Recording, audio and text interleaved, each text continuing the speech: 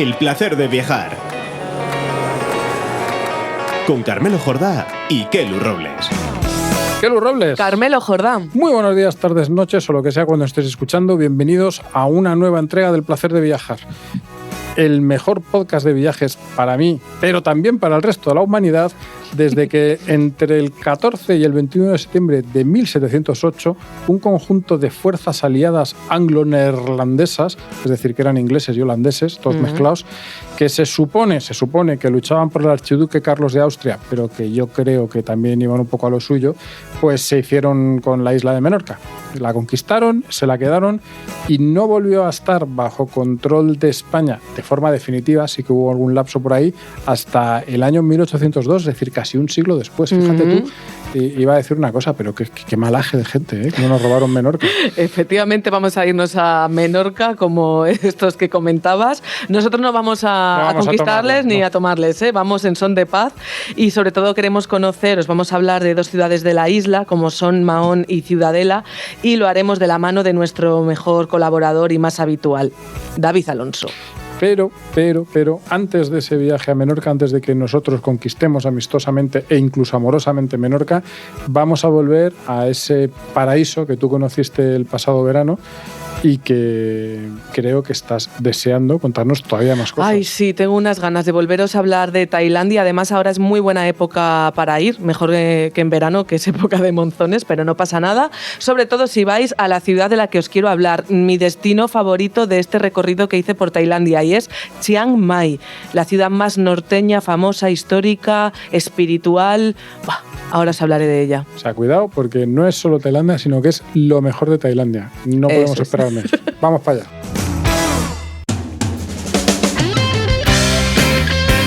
A ver, Kelu, nos has comentado ya lo enamorada que estás de Chiang Mai y entonces es obvio que quieres hablarnos de ella porque te gusta muchísimo.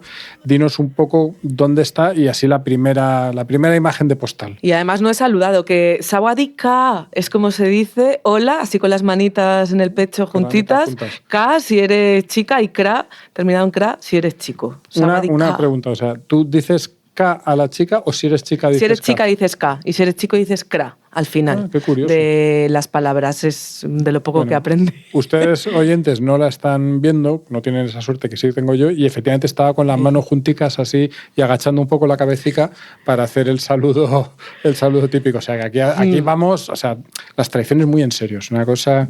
Después de saludar, quiero autocitarme y autocitar este podcast porque no quiero repetir un poco la cuestión histórica general y también tradicional, exótica, de la que hablé cuando hablamos en el capítulo que dedicamos a las islas, ¿no? A las islas donde estuve yo, a Koh Samui y a Koh Phangan.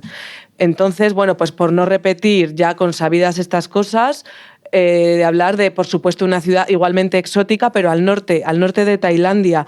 Y lo comentaba antes, es una ciudad muy tradicional, muy espiritual, norteña, y esto es que es verdad que marca la diferencia. La gente del norte son muy nacionalistas, muy tradicionalistas, y esto se nota, y muy espirituales. Se nota en una ciudad que dicen que es nueva, porque Chiang Mai dentro del nombre implica esto de nueva en su significado, pero en realidad, claro, era nueva cuando le pusieron el nombre. En realidad ya tiene 730 años. Es como el puente nuevo de Ronda, que también ya tiene una edad... Eso es. Y bueno, cuenta con su propio idioma dentro de Tailandia y con su propia escritura. Así que si veis carteles, igual de repente os sorprende que de repente hay traducción al inglés, porque por supuesto todo está traducido también al inglés, pero aparte del tailandés, como otros símbolos diferentes, bueno, pues esos son los del idioma que se habla en esta ciudad, porque forma parte de lo que se consideraba el antiguo reino Lanna, de los reyes Lannas, que son diferentes de las sagas reales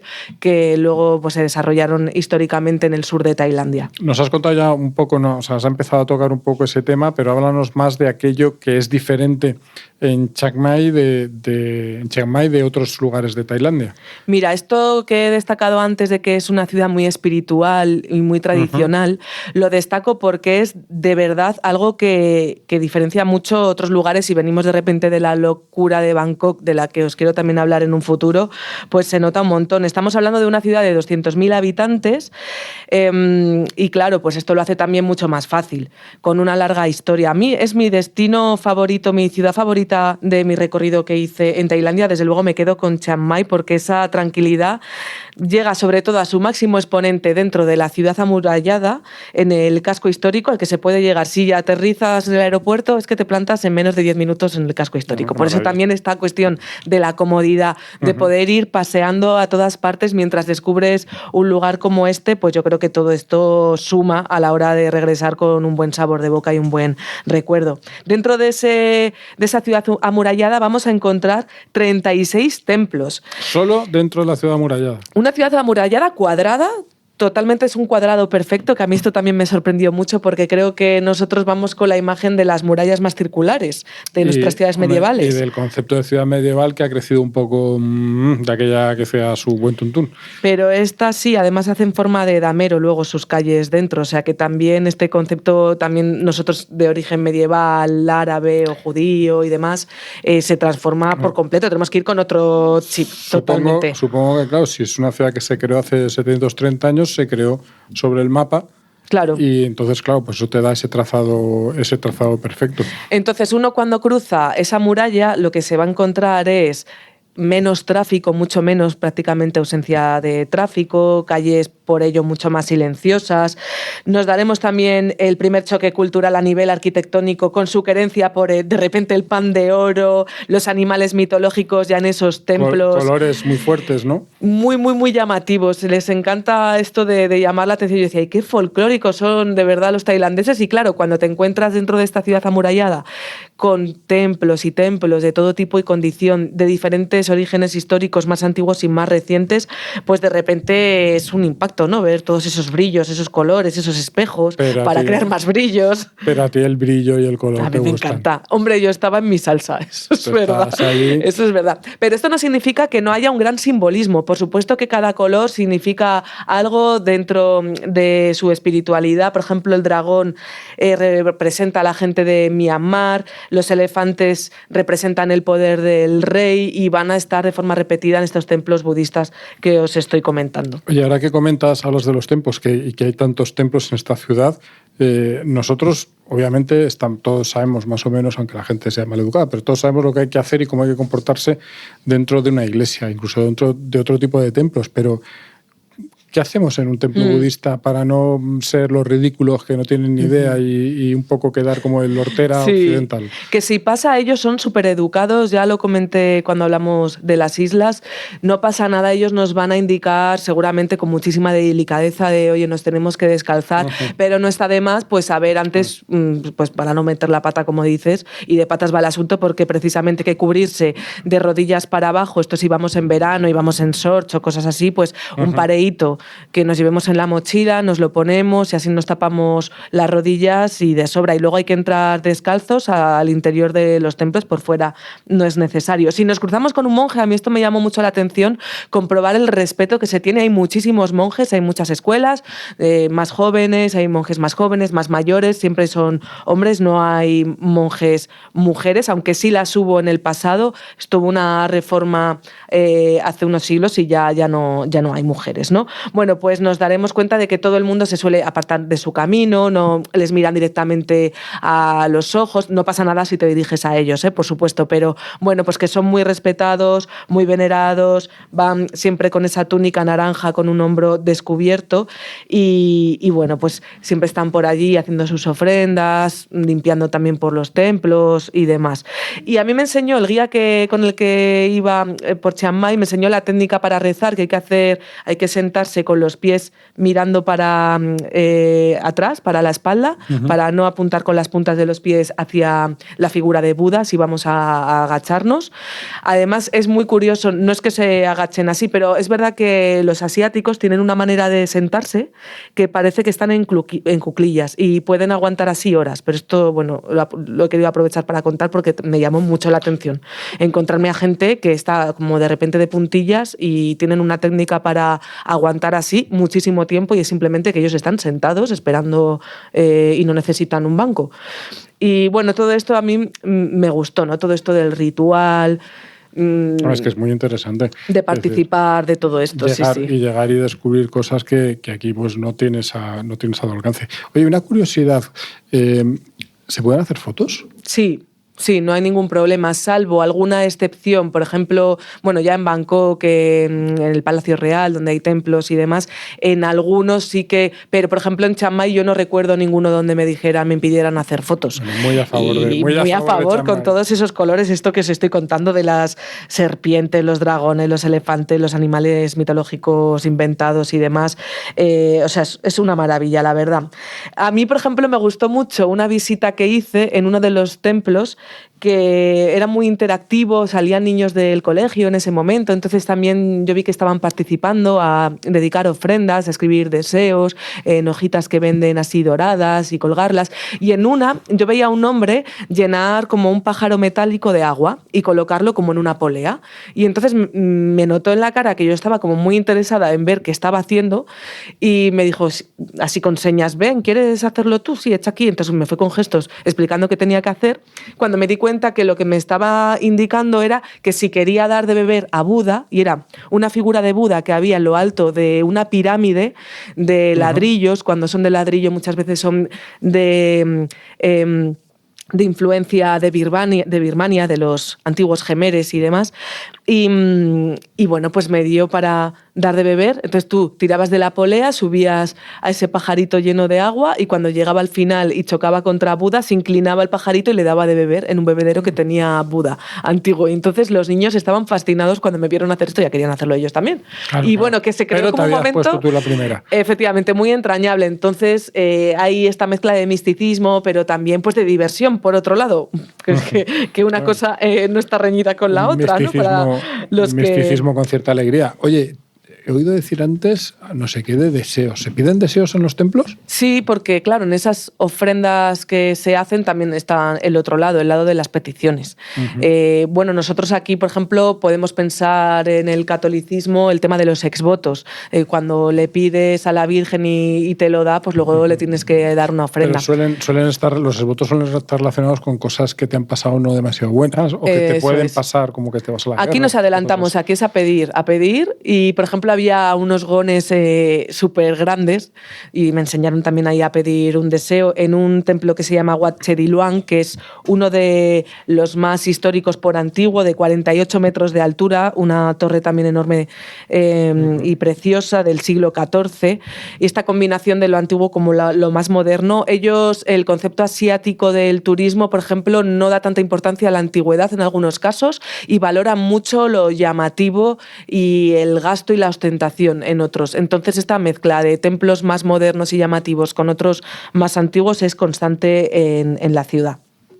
Y luego otra cosa, hablando de misticismo, historia y diversión, que descubrí, y es que Chiang Mai es la ciudad donde se empezó a celebrar en la forma en la que actualmente lo celebra todo el país, y es su Año Nuevo, que no es el 1 de enero, sino en abril, lo hacen en abril, y se celebra lanzando mucha agua. Es un símbolo de riqueza, y entonces todo el mundo pues hace guerras de globos de agua. Salen algunas películas esta celebración en la serie de, ¿cómo se llama esta? De los hoteles de White Lotus, la tercera temporada que está centrada, localizada en Tailandia, aparece una guerra de agua y entonces es súper divertido, ¿no? A mí me parece como una fecha, si estáis pensando en viajar a Tailandia, si queréis ir en abril, pues buscar si coincide con el Año Nuevo porque tiene que ser súper divertido. Y una fecha probablemente mejor que los monzones que decías antes. Oye, me encanta todo esto como lo cuentas. mayas y cómo deben de ser esos templos,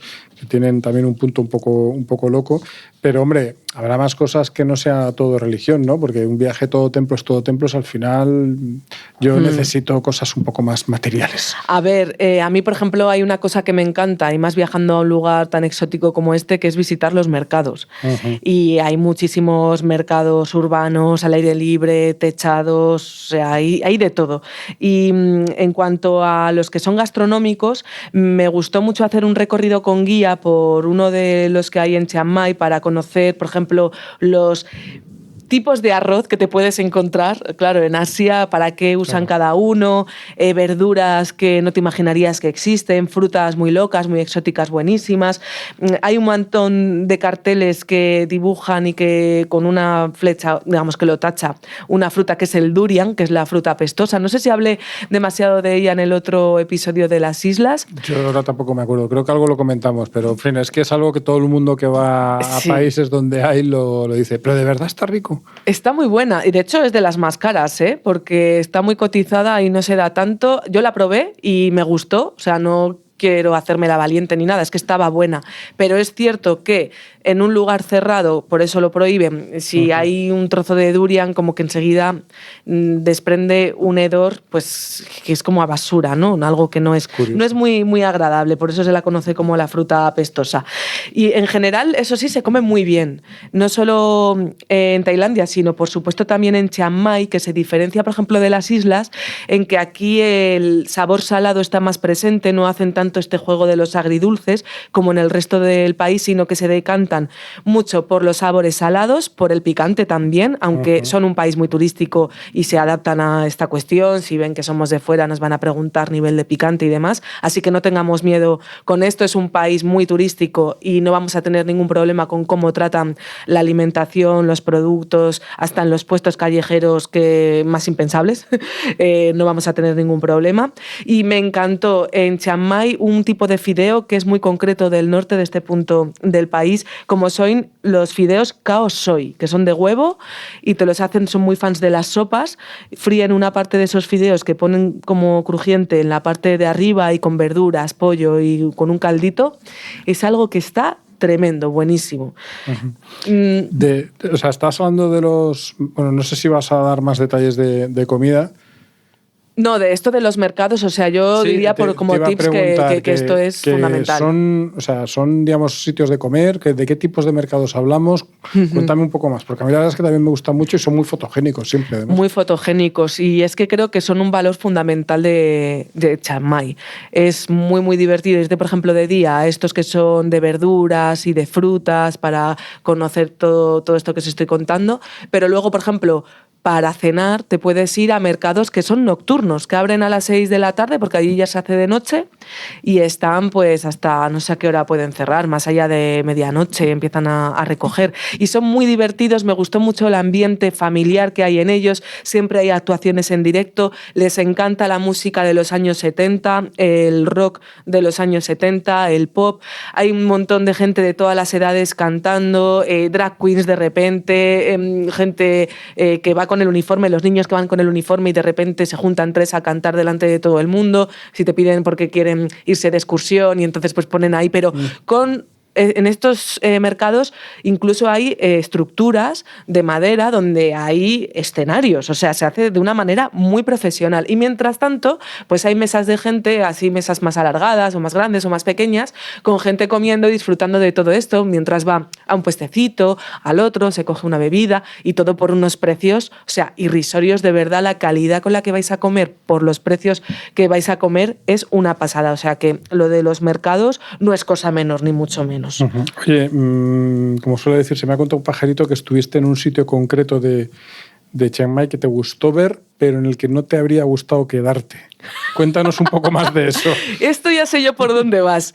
Te refieres a una prisión que hay de mujeres y es, bueno, la saco aquí a colación porque es que realmente es un lugar histórico por el que se pasa, al menos al lado, porque sigue en funcionamiento, no se puede entrar a no ser que hayamos hecho algo ilegal, claro, que entonces nos meten para allá. Confiésate que entraste, llegaste a entrar. No llegué a entrar, yo lo máximo que he visto de una cárcel tailandesa es una de las películas de Bridget Jones, donde la protagonista acaba dentro de una de ellas. experiencias, pero sí que estuve y mantuve conversaciones con alguna de las reas, porque las que están ya en tercer grado salen para formarse como masajistas. Y hay una cafetería que es preciosa, que es la cafetería de la prisión de mujeres y centro de masajes, o sea, se llama así, no tiene ningún nombre como digamos romántico, tiene un pequeño jardincito, te puedes dar masajes por un precio menor que el habitual, que ya es bastante barato en Chiang Mai, y ellas están ahí aprendiendo. Y también tuve la oportunidad de tomar un café, un crepe, luego también al final me quedé, volví, comí algo, porque el lugar es verdaderamente agradable, el jardincito, y está nada, al otro lado de la calle. Vienen también de otra prisión más lejana y a veces se puede ver al lado aparcado el típico furgón, que también es bastante curioso.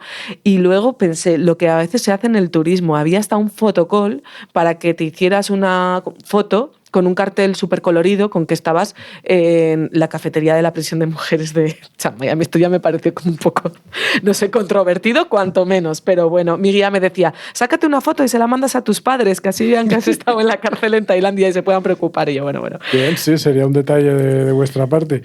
Entonces, a ver, todo lo de la cafetería y tal lo he pillado, pero no he acabado de entender si decías de verdad que las presas se dedican a dar masajes. Sí, puedes ir allí y contratar un masaje para que te dé un masaje una de las presas, por supuesto. Eso sí que es una cosa que contar luego a tu familia. Claro, fíjate que yo esto no lo hice, porque yo ya tenía cerrado. Es verdad que, a ver, yo me puse un poco sibarita y, bueno, me pareció una experiencia. Yo me di muchos masajes en todo Tailandia y, por supuesto... O sea, es aparte de la broma que mucha gente tiene en la mente en este momento, pero sí que es un país que se conoce por su masaje. Y es más, en muchos sitios a los que viajas, digamos, sitios turísticos, no sé, por ejemplo,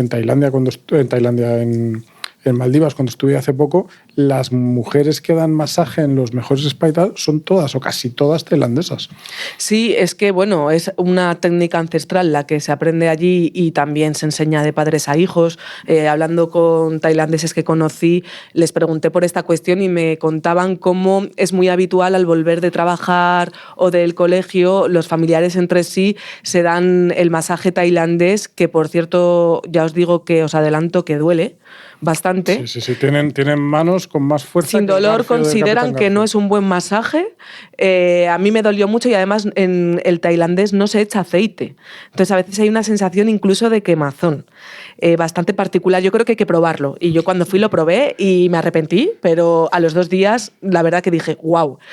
Qué bien estoy. La primera vez que me di un masaje tailandés era también en un resort, así además un sitio de mucha categoría, y entonces vino una mujer, que era una mujer muy pequeñita, como de hecho son bastantes tailandesas. Entonces ella me preguntó si quería fuerte, normal o suave. Y yo dije, hombre, fuerte, por si acaso voy a decirle que no, pero que menos que normal, si está chiquita, tal. Bueno, ya. A los 5 minutos, suave. Sí, es que suave no lo tienen en consideración. Esto me ocurrió a mí me fui a la mejor marca de spas de Tailandia, lo digo así con letras grandes. Aquí sí que es verdad que cuestan un poquito más los masajes, lógicamente, pero vamos a encontrarnos un lugar que es de verdad, o sea, un lugar dedicado al relax, desde que entras, con el trato también de las trabajadoras, como por la arquitectura de diferentes centros que tienen en todo el país. Yo en este de Chiang Mai se llama The Oasis Spa, y entre los juegos que hacen con el agua, las fuentes, esa exuberancia de esa vegetación tropical y esas cabañitas, yo iba con una amiga y decidimos darnos juntas en la misma cabaña el masaje. Y como ya habíamos probado el tailandés, probamos otro que es el masaje de la reina, pues nosotras como buenas reinas, y este se hacía con manos sin codo, por ejemplo, y con las falanges de los dedos, y lo hacían también por el vientre, con aceites aromáticos. Yo entré en una especie de nirvana literal, en esta sensación que no estás dormido, pero tu cuerpo ha llegado como a un punto de relajación, a otro estado, sí, o sea, algo espectacular, porque fueron 2 horas de masaje lo que yo me di, y entonces, claro, en tanto tiempo puedes disfrutar de esto, en estas cabañitas con esa música, esos aromas.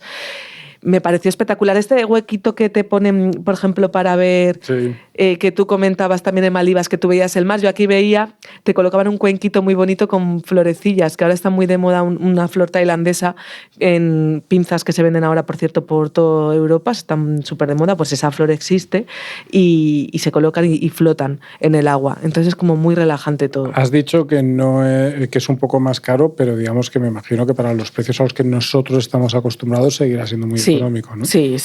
Más precio europeo, podamos decir. No quiero decirlo porque es que hay mucha variedad y dependiendo de lo que escojamos, pero bueno, es como si contratamos un masaje aquí en España.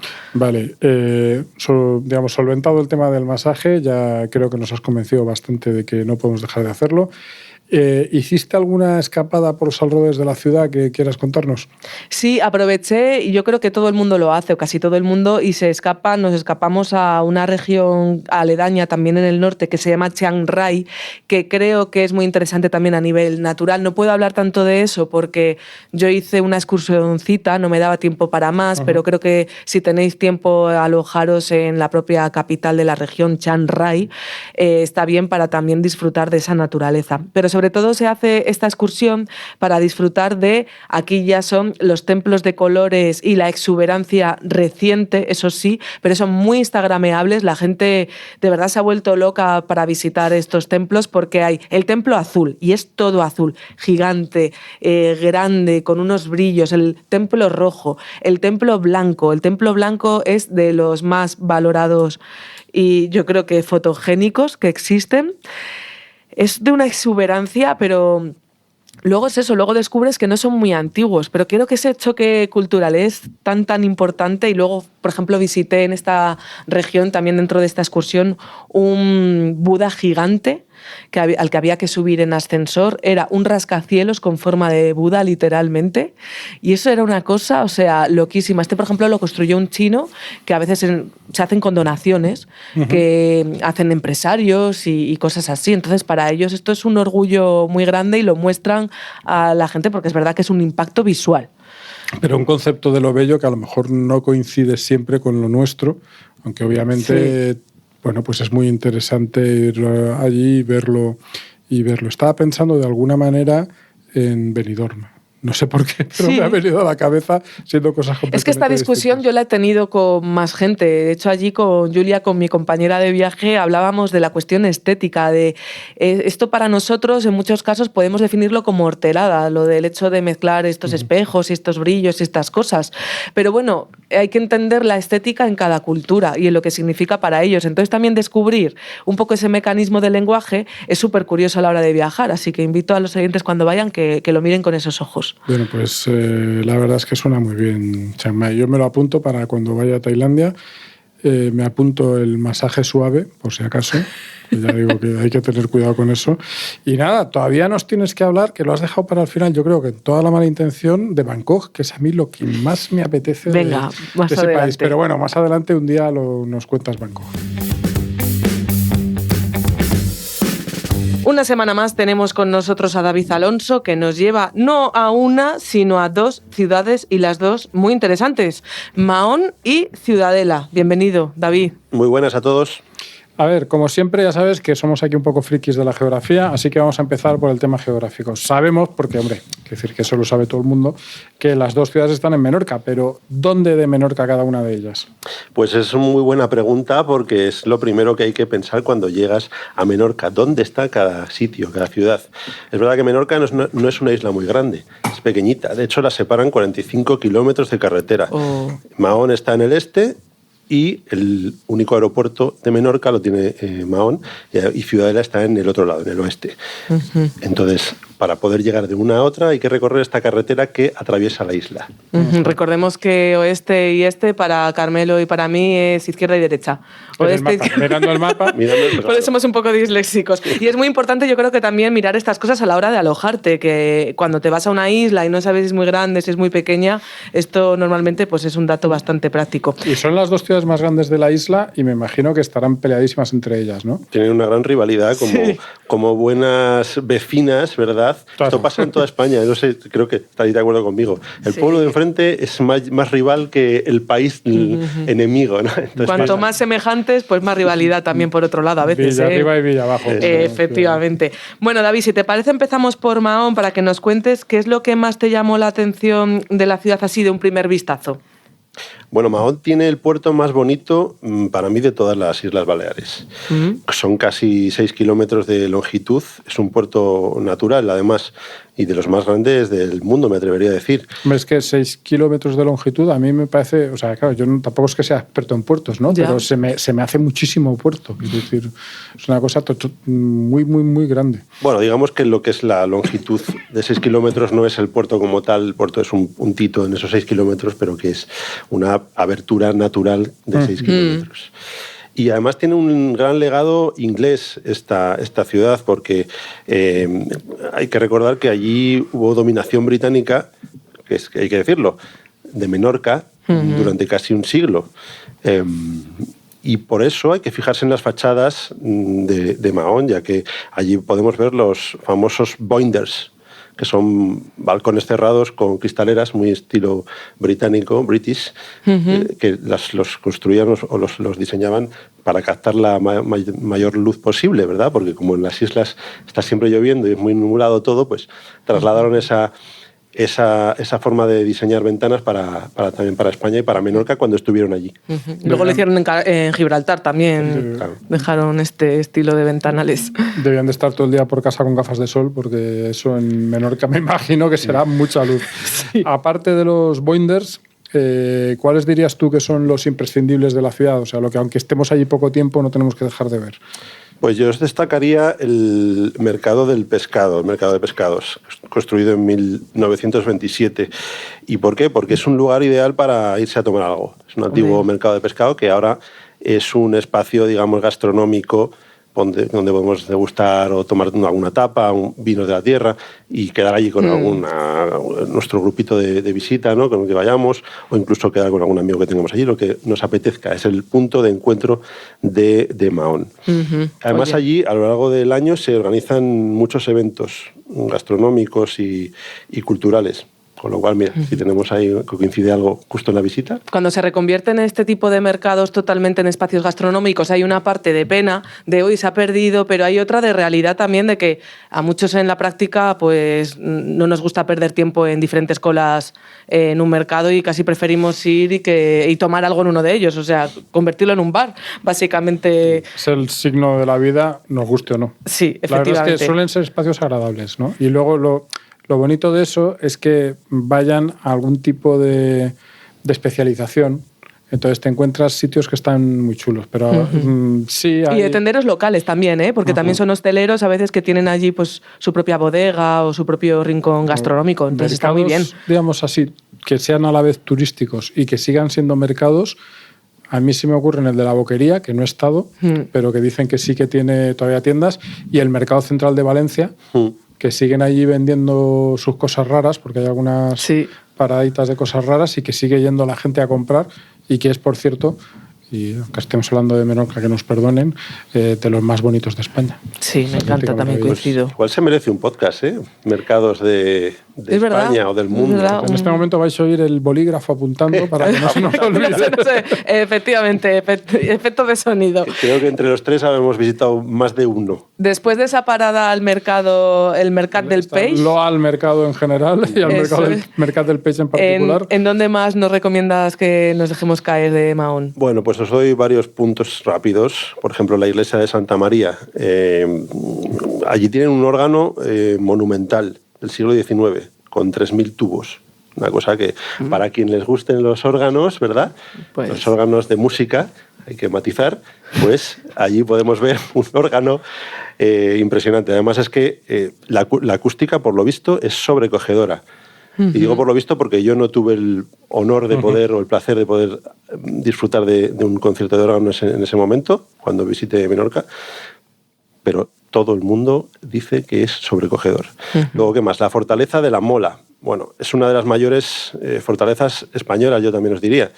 Y allí también podemos ver mucho legado de los ingleses, con los cañones que todavía siguen allí de muestra, ¿no? Y los miradores que tiene, porque desde la fortaleza tenemos unas panorámicas del puerto bastante bonitas para fotos. La entrada son unos 5 euros y además, por lo que he podido ver, ahora actualmente puedes hasta reservar un escape room en el interior. Eso a mi hija le encantaría. Una cosa, además en un sitio así, porque claro, porque un escape room así en una casa perdida ahí que cierran 3/4 y los decoran, pues bueno, te puedes divertir, pero joder, un sitio así tiene que molar. ¿Alguna cosilla más? Pues la Isla del Rey, que es algo curioso, es una curiosidad que os traigo porque está en medio del puerto. ¿Y qué tiene de particular? Que alberga un antiguo hospital militar naval que lo construyeron también los ingleses. Y ahora mismo está restaurado. ¿Y qué es lo que ocurre? Pues que hay una galería de arte, a ver si consigo pronunciarla bien, Hauser and Wirth. Que es Wirth, pero Wirth, tampoco vamos a discutir. Es que eso es alemán, entonces yo sé inglés, no sé alemán. Pero claro, pero es que esto sería inglés, ¿no? Hauser and Wirth. Wirth. Bueno, Wirth. en fin, eso. ¿Qué es lo que ocurre? Bueno, que ahora mismo no está abierta, pero abrirá en primavera del año 26. En una isla en mitad como de la bahía, entiendo. En la Isla del Rey, exacto, sí, es una islita pequeñita. Eso supongo que sería el típico sitio de ahí no me sale ahora la palabra. Digamos, cuando... sí, para protegerse de... ¿no? Exacto, ¿no? Cuando pones ahí a la gente durante un tiempo para que no entren enfermedades. Lazareto. No. De lazareto para hacer cuarentenas, ¿quieres decir? Eso quería decir. Sí, pero esos lugares, bueno, se llaman lazaretos, como la isla de San Simón, en la Ría de Vigo y demás. Sí es verdad que se solían utilizar. Lo que pasa que aquí, como no estamos hablando del Atlántico, pero bueno, que entre el Mediterráneo seguro que en época de epidemias también se guardaban. ¿Qué nos cuentas de Ciudadela? Porque la verdad que a mí me está sorprendiendo mucho la presencia inglesa histórica, el legado que ha ido dejando así a través de estos monumentos y de estos detalles que nos estás contando. ¿Cómo es esta otra gran ciudad dentro de la pequeña isla que es Menorca? Bueno, Ciudadela a mí me gustó más, tengo que decirlo. Yo soy abierto y sincero. Es más grande, aunque no mucho. Tiene unas 30.000 personas de población, una población de unas 30.000 personas. Y fue además capital de la isla hasta que llegaron los ingleses y la trasladaron a Mahón. Por eso tú eres de Ciudadela, ¿no? Dijeron, esto aquí, como nosotros digamos, que estamos aquí, venga, fuera. Ahora es Mahón, la capital. El centro histórico es un monumento en sí mismo, hay que decirlo, y tal es así que está protegido como bien de interés cultural. Con lo cual es recomendable perderse. Es esto que decimos, hay que perderse en los cascos históricos. Pues justo Ciudadela es el lugar idóneo. De no sacar el Google Maps, que disfrutes hacer eso. El puerto me imagino que no será a lo mejor tan espectacular como el de Mahón, pero quizá también valga la pena visitarlo, ¿no? Bueno, eso es. Además, no es que valga la pena, es que es más pequeño y más manejable. Está flanqueado por muchos restaurantes, terrazas al borde del agua y tiene allí un castillo, el de San Nicolau, que es como la referencia del lugar. Lo vamos a reconocer en cuanto lleguemos. Tiene un pequeño paseo también que inicia y acaba en el castillo y... a veces se produce en este puerto una cosa muy particular, como un fenómeno meteorológico o natural que se llama la risaga, que es que lo que pasa es que de manera repentina baja la marea tanto que en ocasiones se puede ver hasta el fondo de la propia ría o del propio puerto. Y lo bueno también es que tiene muchísimo trasiego de gente, hay mucho ambiente en este puerto porque allí calan buques de tanto de carga como de pasajeros y hay conexión con las líneas regulares de Mallorca y de Barcelona, así que vamos a tener siempre gente por allí. Eso está muy bien. Estaba pensando que con 30.000 habitantes, Ciudadela ya tendrá también su típica calle comercial, también donde disfrutar de ese otro ambiente quizá no tan histórico, más antiguo, sino más reciente. No sé dónde podríamos ir a comprar unas menorquinas, por ejemplo. pues, y es que es lo que hay que hacer, comprarlas. Sí. No solo por decir, he estado en Menorca y me he comprado menorquinas, que también es que salen muy bien. Claro. Se nota que están hechas allí, que son de allí. Sí. El carrer de Ses Voltes, la calle de Ses Voltes, la avenida Ses Voltes, la calle más icónica, que además la vamos a reconocer muy rápidamente por sus pórticos con arcos blancos, y es el eje comercial de la ciudad, con tiendas de artesanía, con bares, restaurantes y todo tipo de comercios. Vamos a aclarar una cosa porque no quiero interrumpirte ahora, pero a ver, las menorquinas, dices, sabes muy bien, igual estamos liándonos aquí, porque son las zapatillas estas, ¿no? Así como ahora está muy de moda. Sí, tiene por el talón una tira de cuero, son de cuero, y por delante otra dejan ver un poquito los deditos, ver la puntilla el dedo gordo. A mí me encantan, yo soy súper fan, o sea, siempre están... Son más para verano. En mis zapateros siempre hay. Más no, son muy para verano. Entonces, ¿con qué te has confundido tú, Raúl, David, que dices que saben muy bien? Que saben. ¿Has dicho o lo he entendido Pues, yo? No, salen muy bien de precio, porque no es un calzado, no es un calzado barato. He hecho aquí un lío yo solo porque he entendido que decía que saben muy bien. Digo, bueno, pero es que será algún dulce que hay allí. No he probado ninguna por el momento.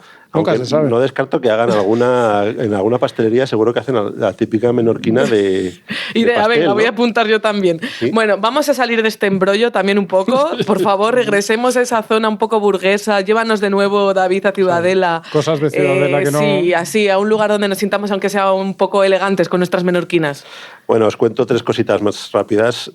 Por ejemplo, alrededor de la Plaza del Born y sus calles adyacentes también, pues vemos casas nobles y palacios señoriales. Por ejemplo, el de Salort es uno de ellos. También la Catedral de Santa María, que está construida sobre una antigua mezquita. Oye, también tiene su historia. Llegaron allí los castellanos o los aragoneses. Los aragoneses, perdón. Sí. Y dijeron, bueno, pues a partir de ahora esto es una catedral católica, cristiana católica, ¿no?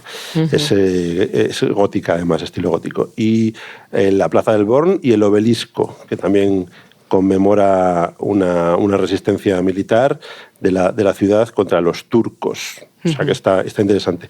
Allí lo conocen popularmente como la pirámide, el obelisco curioso. Vale. Cuando se va a una isla, no en todas las islas, hombre, hay alguna excepción, pero yo creo que por lo general, no sé por qué, o sí que, bueno, no está difícil no saber por qué, pero que en las islas se habla menos de gastronomía. Parece como que en las islas suele ser un elemento menos importante. ¿Cómo es en Ciudadela y Mahón o cómo es en Menorca? Yo lo que puedo deciros es que probé un plato típico menorquín, que es la caldereta de langosta, y la verdad es que me fascinó. He de matizar que lo probé en un pueblo que no es ni Ciudadela ni Mahón, que es en Fornells, que es donde tienen la mayor fama de este tipo de gastronomía, de este tipo de plato típico, ¿no? Pero tanto en Mahón como en Ciudadela se pueden encontrar restaurantes de primer nivel donde te ponen una caldereta que te caes para atrás de placer. Entonces, no dejemos de visitar alguno y probar este plato. Un elemento que yo creo que sí que podría entrar directamente en gastronomía es la famosa ginebra menorquina. Quiero decir que me gusta mucho. También, es muy aromática. Sí, No está la he muy probado. rica. Se llama Choriguer. Está muy bien. Eso es una ginebra, yo diría que es un poco más suave y es muy aromática, efectivamente, y está muy rica. Así que si están por allí, con moderación, por supuesto, pero es algo que no se puede Ese dejar lugar de es verdad que se está empezando a comercializar y ahí ya, claro, muchos locales que la ofrecen en la península y demás, pero hombre, si va uno a Menorca hay que pedir también una ginebra, un gin tonic ahí con la tónica. Estaba pensando, David, que claro, pensar también en Mahón, en Ciudadela, nos puede llevar a pensar en playa, pero sobre todo también podemos aprovechar para hacer, yo creo que deportes acuáticos o algo así, alguna propuesta de actividad que te parezca como ideal para Sí, una vez que estamos allí en Menorca, ¿no? Hombre, pues así de primera se me ocurre navegar con una barca de recreo, una barquita. ¿Qué pasa? Que hay que tener el carné, el PER, el patrón de embarcaciones de recreo. Yo me lo he planteado más de una ocasión sacarlo. Está muy bien. Yo tengo entre mis amigos hay uno que lo tiene y entonces Pues siempre entonces ya soluciona el lo tema, aprovechamos, ¿no? claro. Ya no me lo saco. Simplemente te llamo. Nos vamos todos ahí. Sí, No, sí, pero está. eso que has dicho tú es clave, porque si tienes un amigo que lo saca, ya simplemente vais todos con ese amigo y ya está. Y te ahorras pagar al patrón de alquiler de turno y tú coges tu barquito y no sé qué. En muchas ocasiones, o sea que está bien tener el PER, pero en muchas ocasiones no es tan caro, porque claro, si eres un grupo de gente lo suficiente, puedes hacer, es una excursión que no nos la planteamos porque precisamente pensamos probablemente que el precio está muy allá y muchas veces no es tan caro y yo pocas cosas he disfrutado tanto en alguno de mis viajes como de navegar, sobre todo a vela. Que es por el silencio y esto realmente es una gozada y te digo, alguno de los mejores momentos de mis viajes de decir, joder macho, esto sí que es vivir como un rico, han sido navegando porque es una cosa muy agradable, obviamente cuando el mar está así tranquilito, porque claro. si no, pues casi que no. Y bañarse lejos de la molestia de la arena también es otra ventaja en muchos casos. Muy bien, para quienes no cuenten con el PER... Bueno, pues podemos bucear y hacer snorkel, pues sí. Sobre todo... más que en Mahón y en Ciudadela, yo recomendaría en alguna de las calas, Cala Pregonda, por ejemplo. Se me viene a la mente que es allí un lugar más destinado a hacer snorkel y buceo. ¿Qué más? Bueno, a nivel general, en la isla. Yo, por ejemplo, subí al Monte Toro.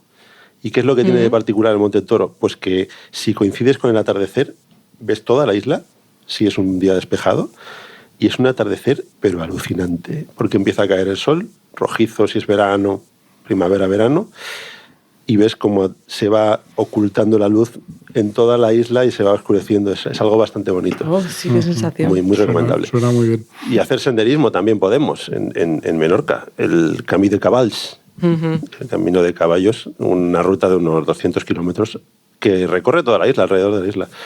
No la vamos a hacer en un día, pero bueno. Bueno, tramitos, eso es.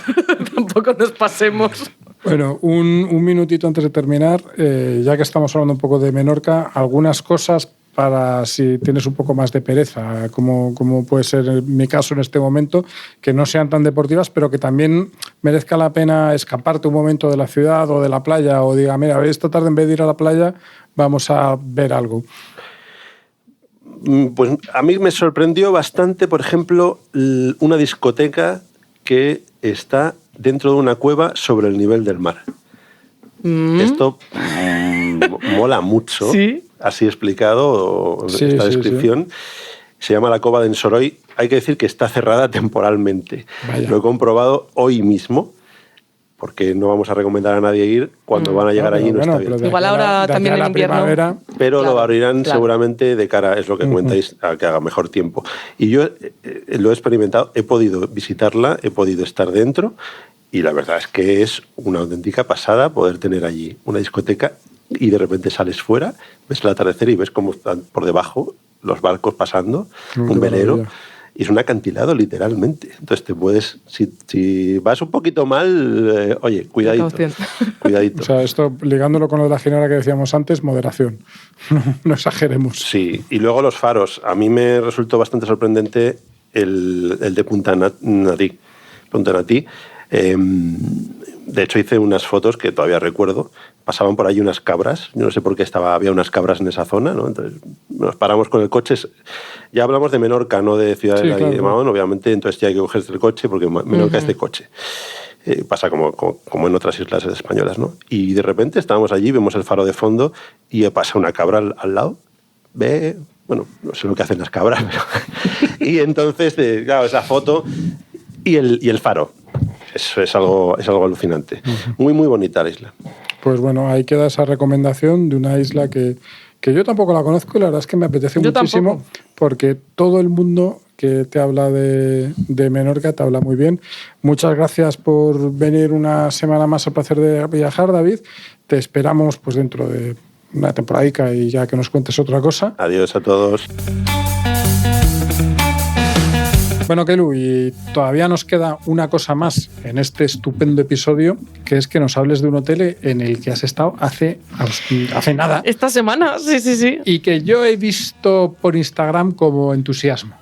Muchísimo. Tenía muchísimas ganas de hablar de Nápoles y, por supuesto, hablar también del hotelazo en el que he estado, el Hotel Royal Continental, que se lo tienen que apuntar los oyentes por muchas razones que os voy a dar, porque es un lugar fantástico. Pues ahora que has dicho el lugar, ¿dónde está? Y cuéntanos ya de paso un poco cómo es así de aspecto y qué idea hay. Porque hoy todos los hoteles tienen como una idea detrás, un concepto, no sé si... Sí. Concepto no me gusta mucho la palabra, ya. Pero bueno, ya me entiendes. Una manera de estar en la vida, y este hotel de 4 estrellas, por cierto, se encuentra en la costa, porque si no lo sabéis, Nápoles se encuentra ubicado en un golfo que da mira al Mediterráneo. Y... ¿Hacemos chistes con lo de golfo? No, mejor pasamos, que si no llevamos ya muchos minutos. Bueno, se encuentra el edificio en un paseo marítimo de la avenida Parténope, que es una palabra que tiene mucha importancia además en la historia de Nápoles, porque significa es una sirena mitológica que se arrojó al mar y dio nombre a la antigua ciudad de Nápoles. Y también, por cierto, es una película que os recomiendo muchísimo de Sorrentino, Parténope, que cuenta la vida de una mujer, una muchacha, y es una metáfora de la ciudad de Nápoles, la vida de la chica. Entonces, sabiendo esto, creo que se puede también que la vean ahora o un poco más adelante cuando le dediquemos un capítulo a Nápoles. Bueno, yo creo que ahora está bien y les van a entrar muchas ganas de que hablemos de Nápoles después de verla, porque sale bellísima la ciudad. Bueno, en ese paseo que comentaba, lleno de restaurantes, perfecto, un ambientazo donde hacer lo que llaman los italianos la passeggiata, de darse un paseo agradable mirando a un lado, por ejemplo, el Mediterráneo de frente, a un lado el Castillo del Huevo, que es medieval y protegía antiguamente de los ataques piratas, el Vesubio de fondo con esa doble colina que parece un camello. O sea, esa imagen, que es con la que he dado tanta envidia durante mis amaneceres en Nápoles, es impresionante. Y al otro lado además se ve también la colina de Vomero, el barrio más adinerado, más elegante de la ciudad. O sea, que despertarse con esa panorámica todas las mañanas, gracias a este edificio del Hotel Royal Continental, es maravilloso. Yo, de hecho, te estoy odiando un poco en este preciso instante. Un gran hotel de 400 habitaciones con balcones privados, cada una tiene su propio balcón privado, con grandes ventanales. Además, bueno, ha sido remodelado hace poquito y está muy bien actualizado, con una decoración sencilla, práctica.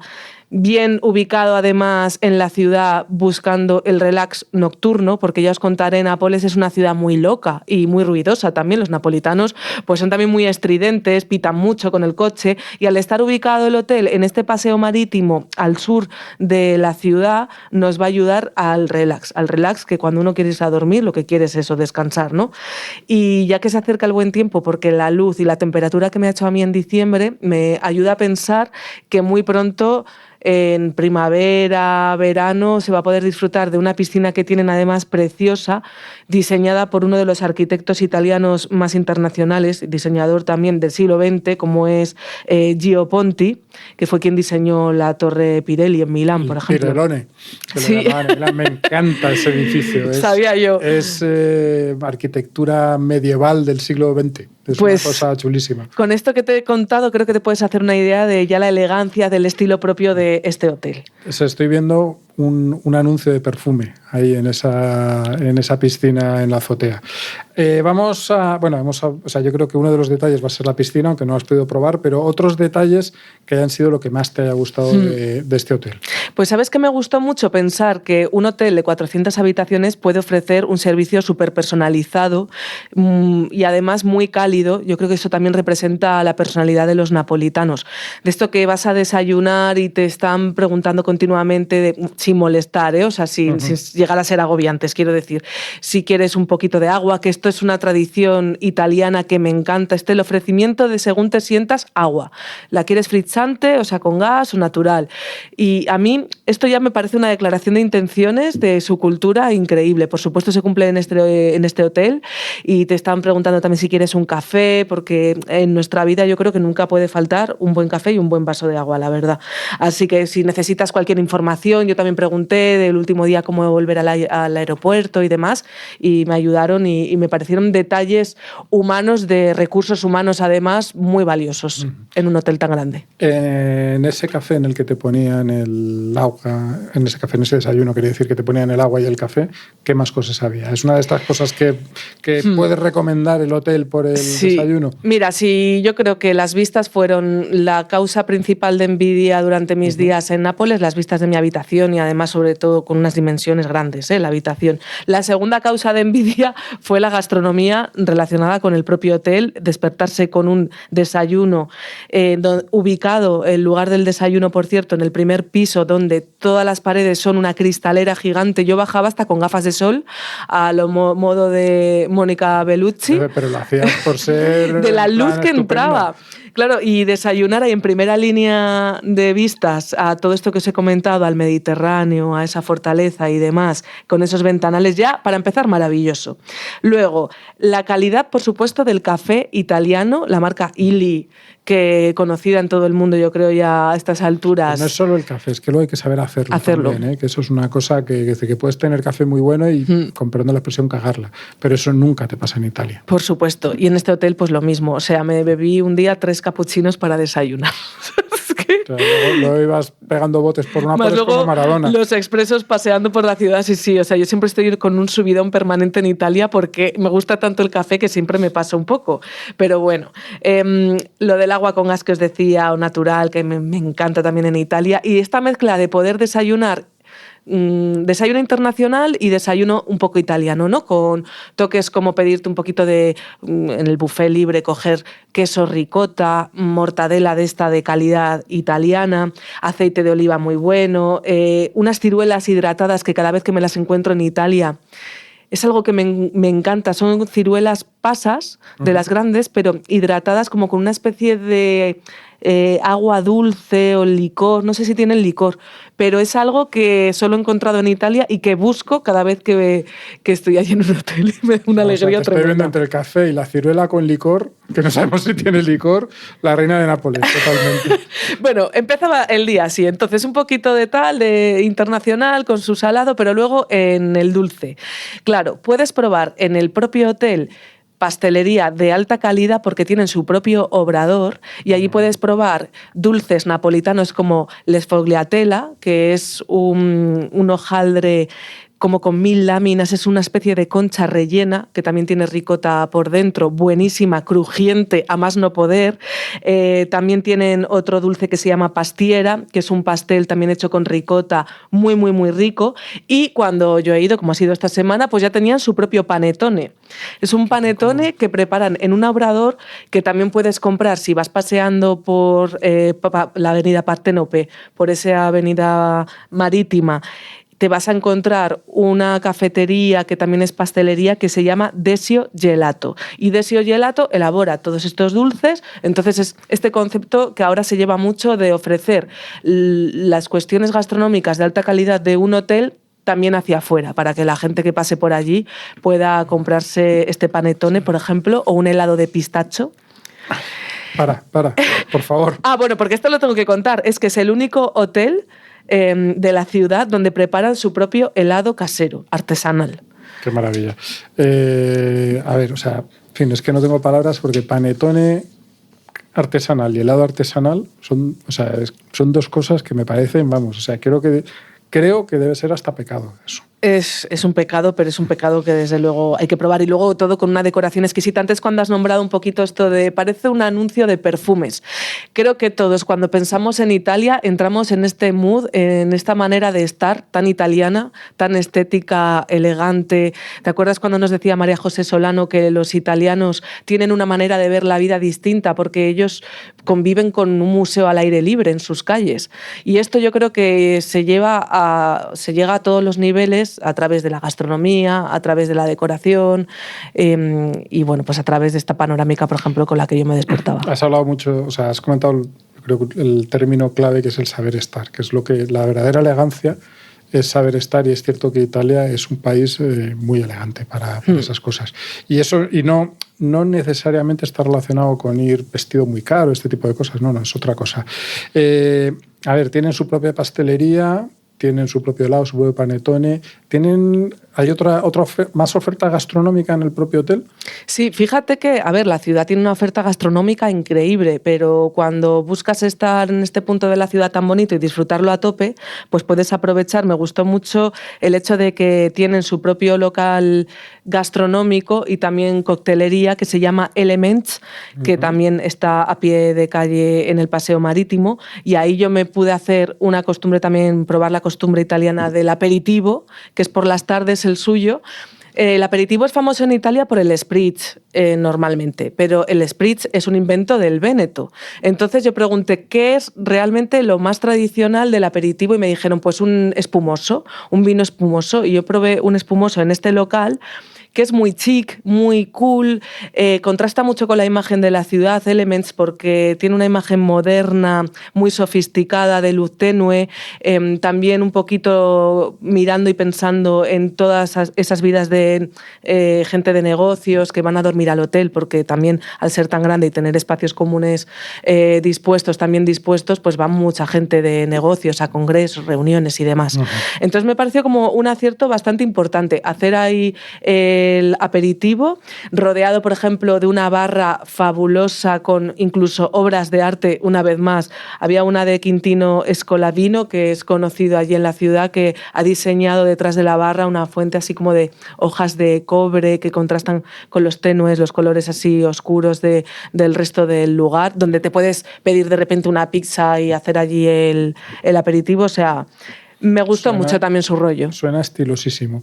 Y digamos, esto así como a media tarde el aperitivo, a lo mejor por la noche para tomarte un cóctel, pero para mover el bigote, lo que se dice mover el bigote, de salado, ¿qué tienen? De salado, ¿qué tienen? Mira, tienen un restaurante para hacerte una cena romántica con tu pareja, que aluciné, porque se llama Otto, con 2 T's, Otto, SLM, Otto significa 8 en italiano. Claro. Y se llama así porque está a 8 metros del mar.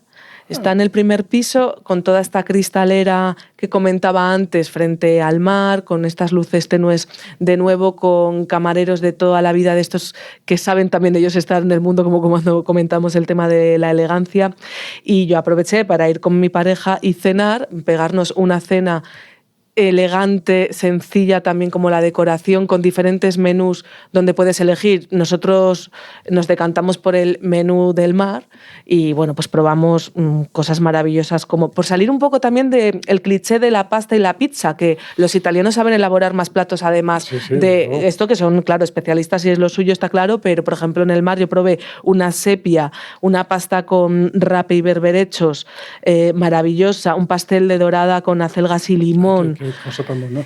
Y de postre me encantó porque tienen un Mont Blanc, que es como una declaración de intenciones de... Es un postre francés, pero nosotros queremos reinterpretarlo y hacerlo a nuestra manera italiana, franceses, enterados que estamos aquí. Y un poco mejor igual.